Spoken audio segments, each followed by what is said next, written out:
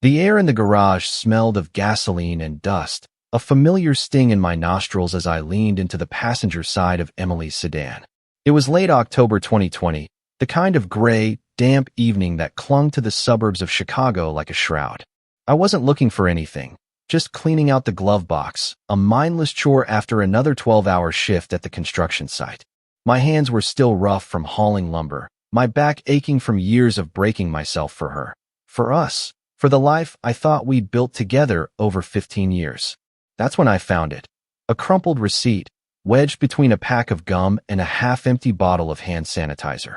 I smoothed it out under the dim glow of the overhead bulb. Bluebird Cafe, 1423 N, Clark Street. A $38.72 charge for 2 lattes and a sandwich, dated 3 days ago. My stomach twisted. Emily didn't go downtown. She never mentioned this place. We hadn't been anywhere together in months. My overtime kept me chained to the job, and she'd been distant, always with some excuse about errands or our son's school stuff. I stared at the paper, the ink smudged but sharp enough to cut. Why would she drive 20 miles into the city for coffee? Who was she with? I shoved the receipt into my pocket and slammed the glove box shut, the sound echoing off the concrete walls. My boots scuffed the floor as I trudged back into the house, the weight of that tiny slip of paper growing heavier with every step. The kitchen was dark, the only light spilling from the TV in the living room where our son, Jake, sprawled on the couch, engrossed in some cartoon. Emily wasn't home yet.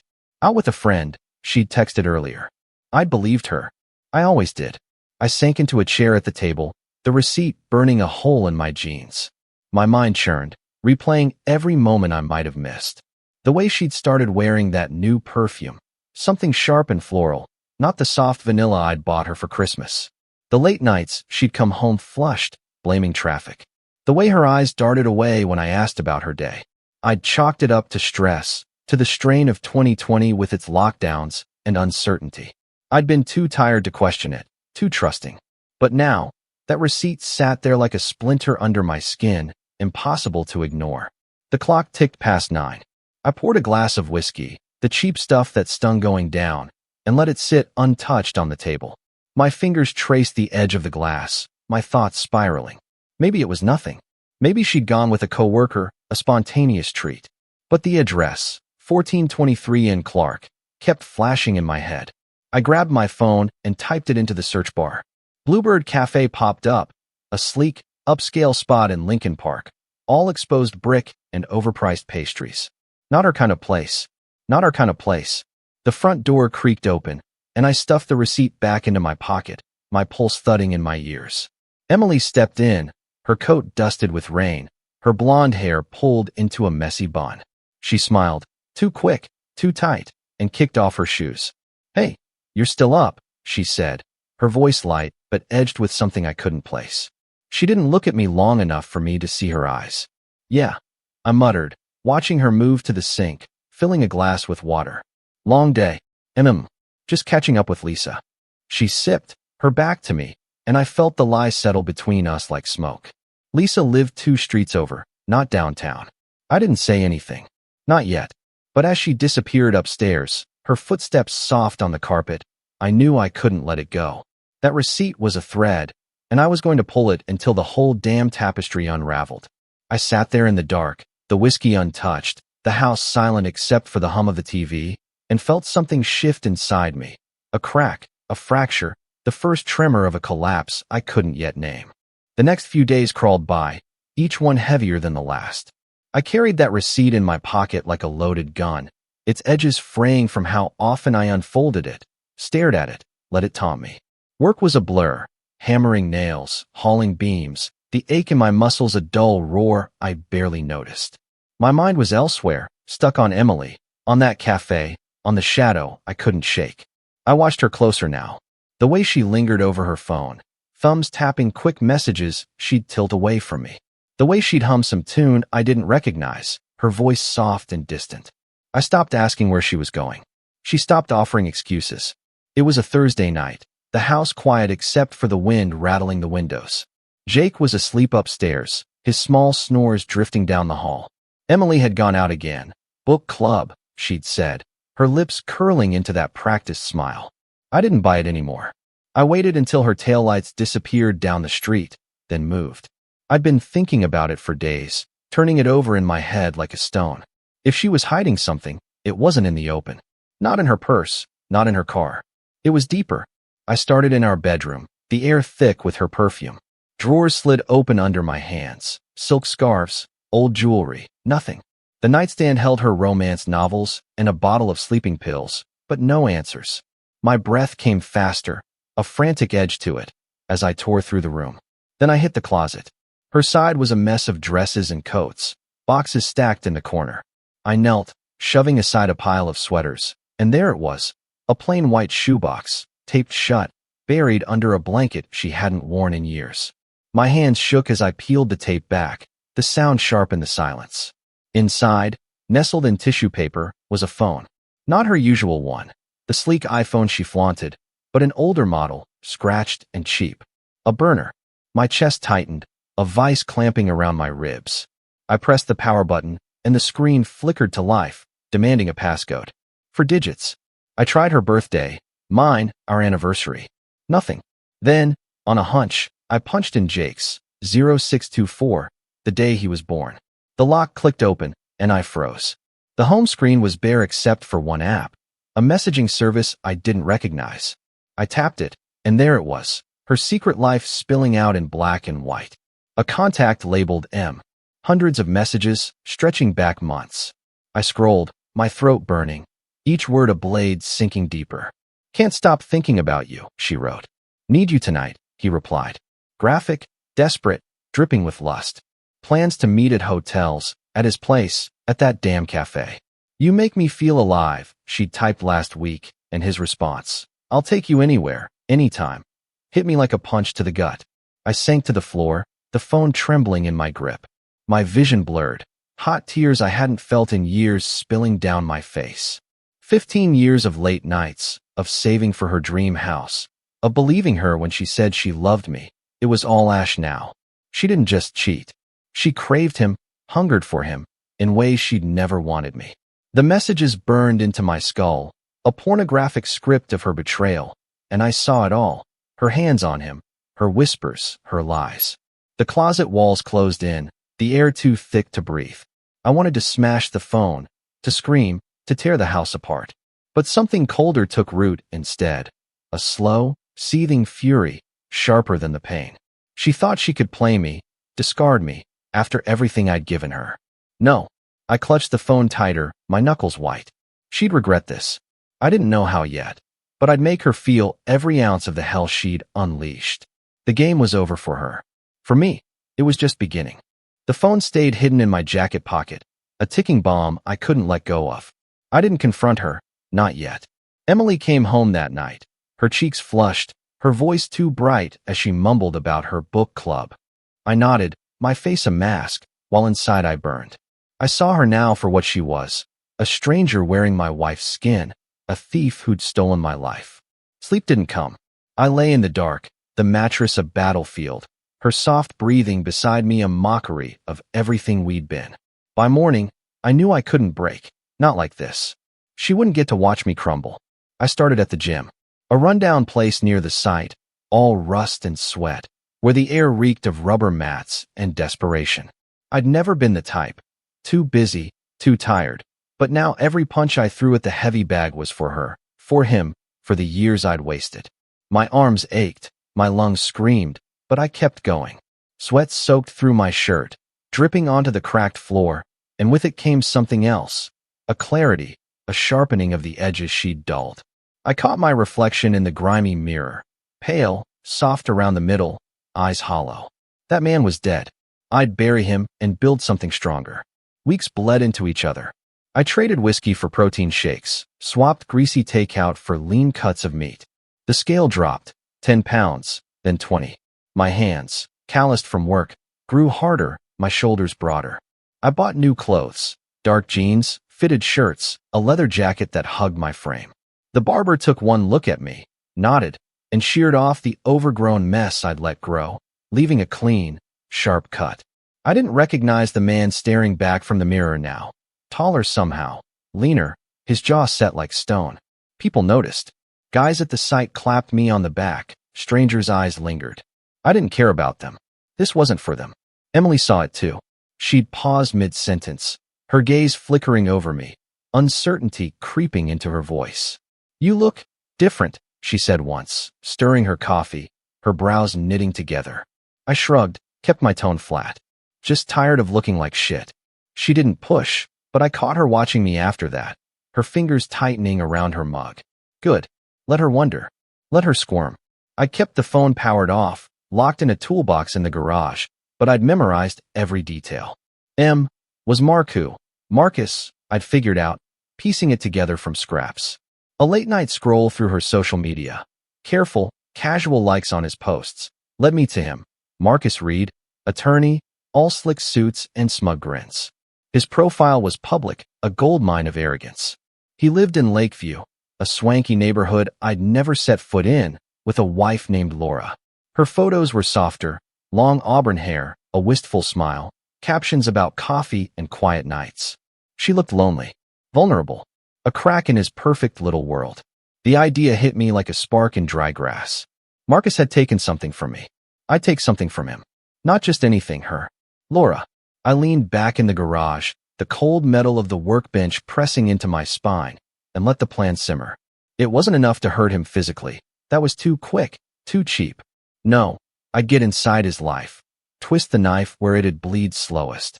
Emily would see it too, eventually. She'd feel the weight of what she'd done, and it'd crush her. I stood, rolling my shoulders, the new muscle shifting under my skin.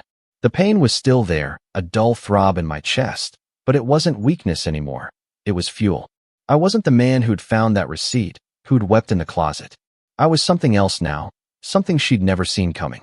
The gym bag slung over my shoulder felt lighter than my thoughts. I stepped into the night, the air biting my face, and knew this was only the beginning.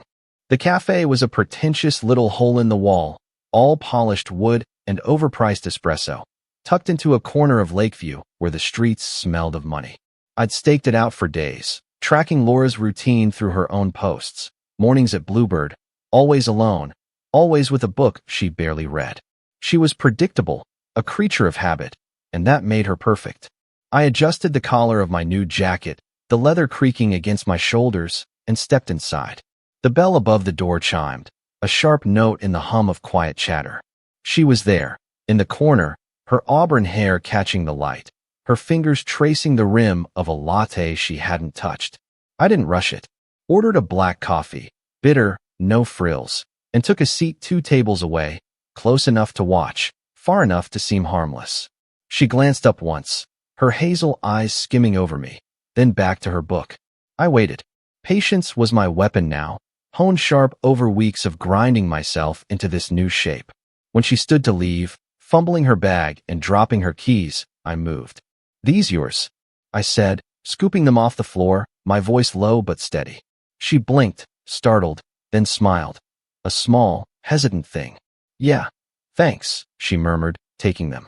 Her fingers brushed mine, and I saw it. The flicker of loneliness, the crack I'd banked on. "Clumsy today," she added, almost to herself. I grinned, just enough to soften the edges I'd carved into my face. Happens to the best of us. That was it. Simple, unforced. She lingered a beat longer than she had to, then left. Step 1.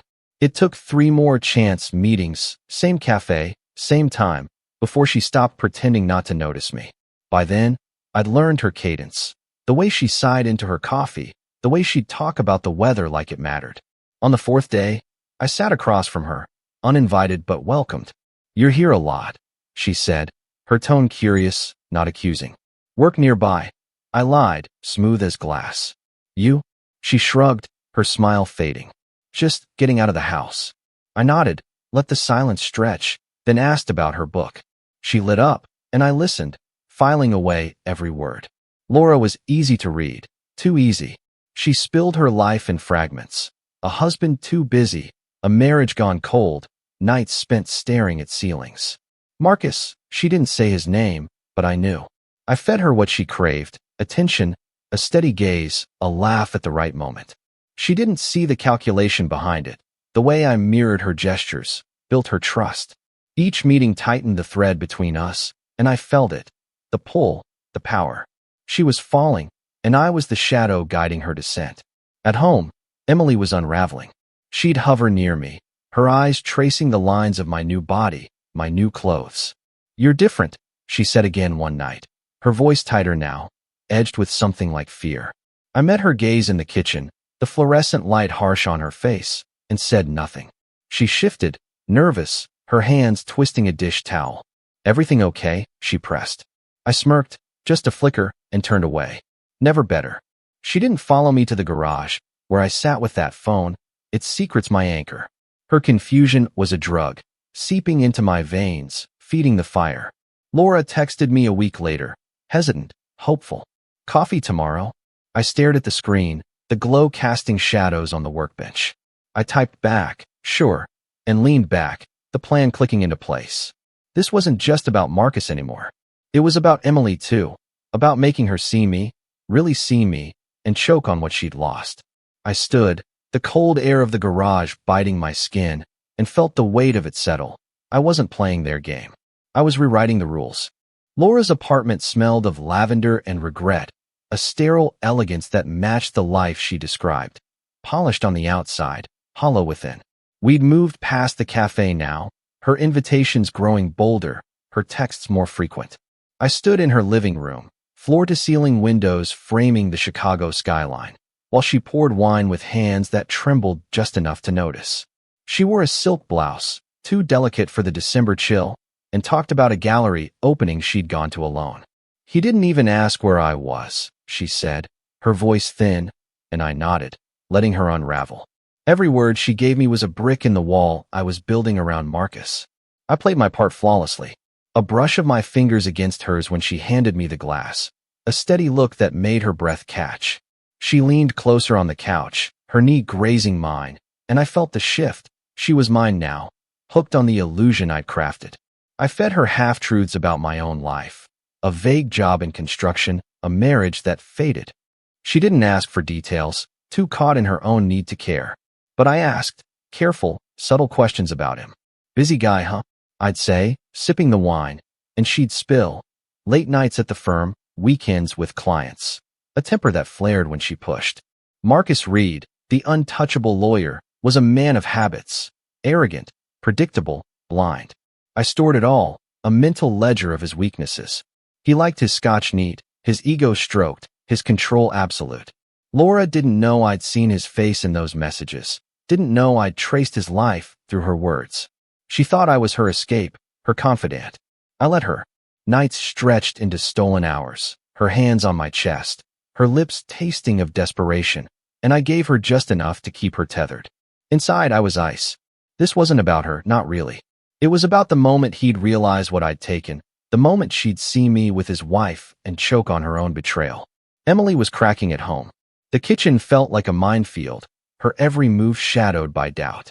She'd stopped going out as much, her book club, excuses drying up, but I knew she still saw him. Quick, furtive meetings I tracked through the phone I'd cloned before hiding it again. She'd watch me now, her eyes darting over the new me, the way I moved with purpose, the way I'd leave without explanation. "Where are you going?" she asked one evening, her voice sharp as I grabbed my keys. I turned, met her gaze, and let the silence stretch until she flinched. "Out," I said, flat and final, and walked away. Her footsteps didn't follow, but I felt her stare burning into my back. She was losing her grip, and I reveled in it. The lies she'd spun were fraying, her confidence eroding with every change she couldn't explain. I'd catch her staring at her phone, then at me, her fingers hovering like she wanted to ask something she couldn't voice. I didn't give her the satisfaction. I'd come home late, the scent of Laura's perfume faint on my skin, and watch Emily's face tighten, her questions dying unspoken. She knew something was off, but not what, not yet. That uncertainty was my blade, and I twisted it deeper every day. I sat in the garage one night, the cloned phone glowing in my hand, Marcus's latest message to her blinking on the screen. "Miss you. Tomorrow?" My jaw clenched, but my pulse stayed steady. I didn't feel the jealousy anymore, just a cold, coiled resolve. Laura was in my pocket, Emily was on the edge, and Marcus, he was a puppet who didn't know his strings were mine. I leaned back against the workbench, the metal cold through my shirt, and pictured it. The unraveling, the chaos, the moment they'd see me standing over the wreckage. The web was tightening, and I was the spider at its heart. The invitation came on a crisp December morning. A sleek black card slipped into my hand by Laura as we lingered over coffee. "Our holiday party," she said, her voice soft but eager, her fingers brushing mine. "Come with me, please." I studied her, the faint flush on her cheeks, the hope in her eyes, and nodded, my lips curving just enough to keep her tethered. "Wouldn't miss it," I said, and she beamed, oblivious to the storm I was carrying. The date was set, December 19th, 2020, at their Lakeview mansion. Marcus would be there. Emily might too. I'd seen the messages, the late-night pleas he still sent her. The pieces were aligning, and I felt the weight of it like a loaded chamber. I spent the days leading up to it sharpening myself. The gym became a ritual, each lift and strike a rehearsal for the moment I'd walk through their door. My hands, once soft from years behind a desk, were now rough, veins snaking under skin pulled tight over muscle. I stood before the mirror in a new suit, charcoal, tailored, expensive, adjusting the cuffs until the fit was flawless. The man staring back wasn't David the husband, the fool who'd trusted her. He was a weapon, forged in betrayal, polished in rage. I ran a hand through my hair, the short strands stiff with product, and practiced the smile I'd wear. Calm, disarming, lethal. The house was a pressure cooker now. Emily moved like a ghost, her eyes hollow, her questions sharper. "Where are you going all the time?" she'd snapped one night, her voice cracking as I shrugged on my coat. I turned, slow, letting her see the man she didn't know anymore. "Does it matter?" I said, my tone flat, and watched her falter, her hands clenching at her sides. She didn't answer, didn't push, but the air between us hummed with her unraveling. I knew she still saw him, snatched moments I tracked through the cloned phone, but she was slipping, her lies thinning under my silence. I left her there, stewing in the kitchen, and felt the first real taste of victory, her fear. Laura was my shadow now, her calls constant, her need a tether I pulled tight. She'd text me late, her words slurred with whine and longing, and I'd reply just enough to stoke her fire. I saw Marcus through her, his late returns, his clipped temper, his absence. She didn't know I held his secrets, didn't know I'd read his filth to my wife. I sat in the garage, the cloned phone a cold weight in my palm, and scrolled through their latest. Saturday night, he'd asked her. "If I can," she'd replied. My pulse didn't spike. It steadied. She'd be there. They both would. And I'd be ready. The night before, I stood in the garage, the air sharp with frost seeping through the cracks. I traced the suit hanging on the rack, its fabric smooth under my fingers, and let my mind play it out. Walking in with Laura, her arm in mine, her laugh a beacon. Marcus's confusion, then recognition. Emily's face when she saw me, not the broken man she'd left, but this, the one she'd never dreamed I could become. Would she cry? Would he lash out? I didn't know, and it didn't matter. The chaos was the point, the shattering of their world my prize. I turned off the light, the darkness swallowing me, and stood there, breathing it in. The pain was still there, a dull ache beneath my ribs, but it wasn't a wound anymore. It was a pulse, driving me forward. I thought of that receipt, that phone, the nights I'd lost to her lies. They'd taken everything I'd given, twisted it into their game. Tomorrow, I'd flip the board. I climbed the stairs to bed, the house silent except for Emily's uneven breaths down the hall, and lay awake, eyes on the ceiling. The clock ticked toward midnight, toward reckoning, and I felt it. I was no longer theirs to break. The house loomed ahead, a glass and stone monolith glowing against the December night, its windows spilling light onto the snow-dusted lawn. I stepped out of my truck, the cold biting through my suit, and straightened my tie. Laura waited at the curb, her red dress clinging to her frame, her smile fragile but bright. She slipped her arm through mine, her warmth a contrast to the ice in my veins, and we walked up the steps together. The door swung open, revealing a sea of faces, Chicago's elite, all champagne flutes and forced laughter. I scanned the room, my pulse steady, my senses razor sharp. This was it. Laura led me through the crowd, her fingers tight on my arm, her voice a nervous hum as she introduced me to strangers I didn't care to know. I played along, my smile a blade hidden in silk, my eyes searching. Marcus was near the bar, his broad shoulders squared, his laugh too loud as he held court. He didn't see me, not yet. I felt the cloned phone in my pocket, a silent witness to his sins, and let the anticipation coil tighter. Then the front door opened again, and there she was.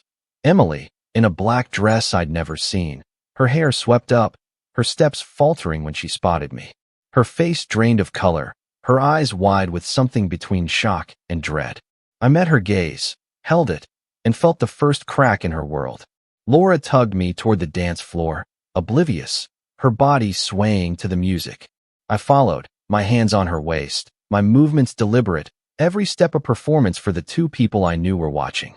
Marcus turned, his brow furrowing as he registered me. First as a stranger, then as a threat. I saw the flicker of confusion, the slow dawn of something darker. Emily stood frozen by the stairs, her glass trembling in her hand, her lips parted like she wanted to speak, but couldn't. I leaned into Laura, whispered something meaningless in her ear, and felt her melt against me. The room spun around us, but I was the center, the eye of the storm. Then it broke. Laura pulled away, her smile vanishing, her voice rising over the music. "Marcus," she called, sharp and clear, and the chatter died. He turned, his face hardening, but she didn't stop. "Tell them," she said, stepping forward, her eyes blazing. "Tell them about her, about Emily." The name hit like a gunshot.